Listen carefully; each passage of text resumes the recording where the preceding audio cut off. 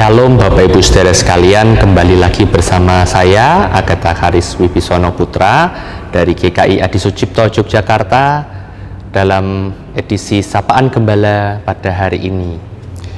Mari sebelum kita membaca dan merenungkan firman Tuhan, kita bersama-sama bersatu dalam doa. Ya Allah yang baik, kami pada saat ini bersama-sama hendak merenungkan firman Tuhan. Perkenankanlah kami untuk mendengarkan suara Tuhan, agar firman-Mu yang hidup itu dapat diam di dalam hati kami, mengingatkan, menegur, serta meneguhkan kami di dalam kami menjalani kehidupan kami. Terima kasih ya Allah, hanya di dalam nama-Mu saja kami sudah bersyukur dan berdoa. Amin. Bapak Ibu Saudara yang dikasihi Tuhan, pada hari ini kita akan bersama-sama menggumuli atau merenungkan sebuah tema memiliki respon yang tepat. Kita akan bersama-sama membaca sebuah perikop dari 2 Samuel pasalnya yang ke-16 ayat 5 sampai dengan 14. Saya akan membacakan dalam terjemahan baru versi kedua. Simei mengutuki Daud. Ketika Raja Daud sampai ke Bahurim, keluarlah dari sana seorang dari kaum keluarga Saul, namanya Simei bin Gera. Sambil berjalan keluar, ia terus-menerus mengutuk. Ia melempari Daud dan semua pegawai Raja Daud dengan batu. Walaupun segenap tentara dan semua perwira berada di kiri kanannya. Beginilah perkataan Simei pada waktu ia mengutuk. Enyahlah engkau, penumpah darah, manusia biadab. Tuhan telah membalaskan atasmu darah seluruh keluarga Saul yang engkau gantikan sebagai raja. Tuhan telah menyerahkan kedudukan raja kepada anakmu Absalom. Sesungguhnya engkau ditimpa kejahatanmu sendiri, karena engkau penumpah darah. Kata Abisai bin Zeruya kepada raja, mengapa anjing mati ini mengutuki tuanku raja? Izinkanlah aku menyeberang dan memenggal kepalanya. Tetapi kata raja, apakah urusanku denganmu, hai anak-anak Zeruya? Biarlah ia mengutuk, sebab apabila Tuhan berfirman kepadanya, kutukilah Daud, siapakah yang akan berkata, mengapa engkau berbuat demikian? Kata Daud lagi kepada semua pegawainya dan juga Abisai, anak kandungku saja mengincar nyawaku, apalagi orang Benyamin ini. Biarkanlah ia mengutuk, sebab Tuhan telah berfirman kepadanya demikian.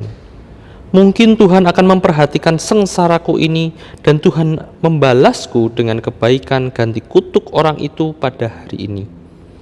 Demikianlah Daud melanjutkan perjalanannya dengan orang-orangnya, sedangkan Simei berjalan terus di lereng gunung berseberangan dengan dia.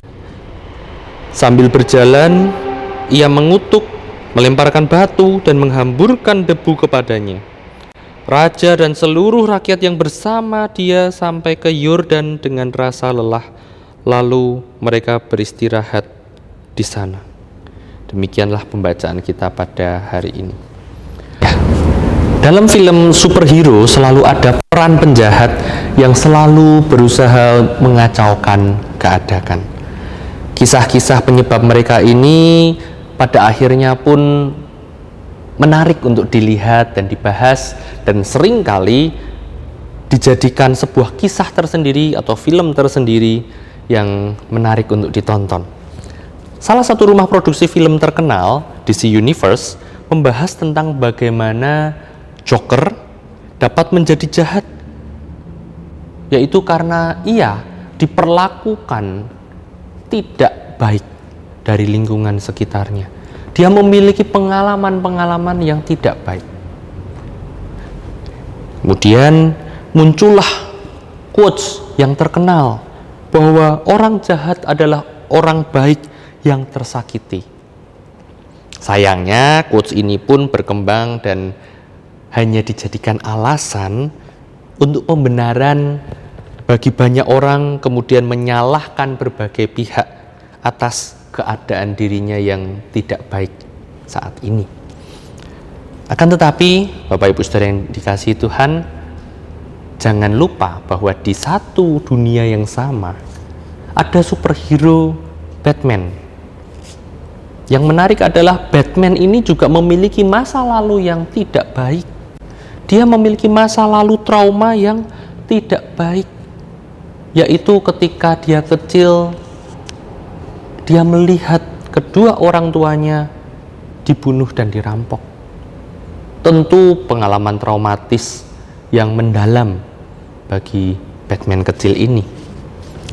Bapak Ibu Saudara yang dikasihi Tuhan, dari dua peran ini sebetulnya merupakan contoh yang konkret di dalam kehidupan kita sekalian sebagai umat manusia. Sebagai umat manusia, kita tidak pernah atau kita tidak imun terhadap hal-hal yang buruk.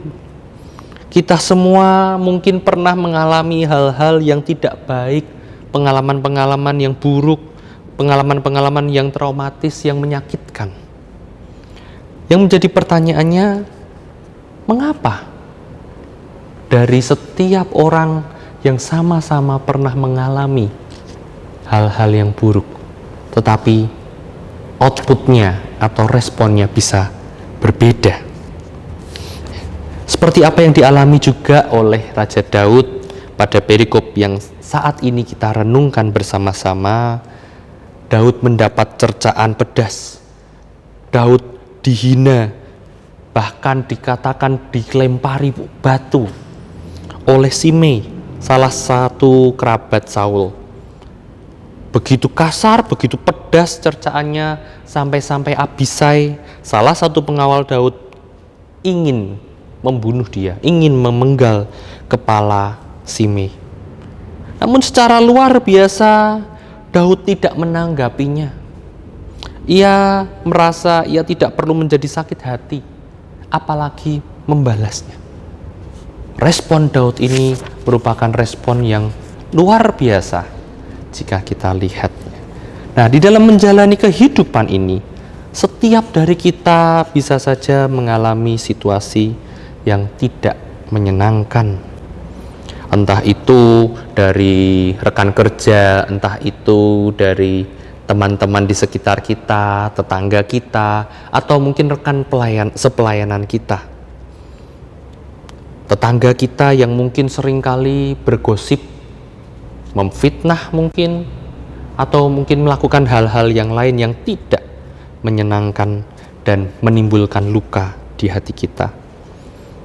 Dari sini kita belajar, dari Daud kita belajar bahwa daripada terus-menerus memikirkan dan memasukkannya di dalam hati sehingga membuat diri kita susah sendiri, karena respon kita yang buruk pun tidak akan mengubah pengalaman masa lalu itu menjadi sesuatu yang lebih baik, atau tidak akan mengubah keadaan menjadi lebih baik. Oleh karena itu lebih baik, bukankah kita lebih baik sebagai orang Kristen yang dewasa menyerahkan semuanya kepada Tuhan dan membiarkan Tuhan yang menjadi hakim? Seperti kata Daud, siapa tahu hal-hal itu justru Tuhan pakai sebagai sarana untuk mencurahkan kebaikannya kepada kita. Kemauan dan kesadaran kita untuk merespon dengan benar tentu harus diimbangi dengan kemauan kita untuk menjalin relasi bersama dengan Allah, agar kita dapat makin menghayati kasih Allah, makin menghayati dan memahami apa yang Allah mau di dalam kehidupan kita. Toh, segala sesuatu yang terjadi di dalam kehidupan kita dapat dipakai Allah untuk kebaikan kehidupan kita, bukan?